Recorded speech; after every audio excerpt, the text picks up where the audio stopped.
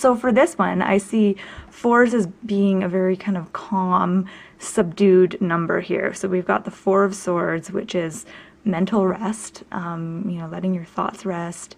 Four of Cups means kind of not feeling too enthused or too emotional about anything. Four of Wands is, hearth and home and, stability. And Four of Pentacles to me means kind of reeling it in, not spending too much, maybe scrimping and saving. So they all mean different things, but they all have kind of a similar quality to them.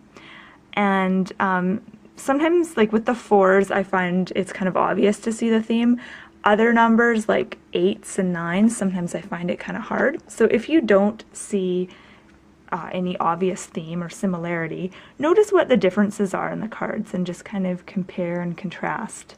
Notice how they're similar, how they're different, and that can help you get kind of a better understanding of your cards. Okay, so my fifth exercise that I like to do is pay attention to the movement in the cards. So once again, you're going to go through your deck and you're going to take out the cards that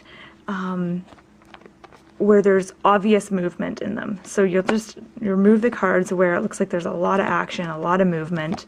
A lot of the major arcana cards don't have a lot of movement in them. There's some movement in this card. There's definitely flow in this card, so I'm going to choose that.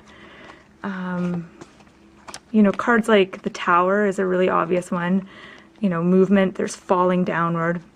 So you're going to take out all the cards that have movement, and then you're going to look at these cards, and it helps to, if you don't know the card meaning off by heart, it helps to read about it in the book first, and then look at the card and see if you can correlate the movement in the card, the way the people are moving, with the card's meaning. So with the Tower, we have people falling down. There's violent movement here in the lightning.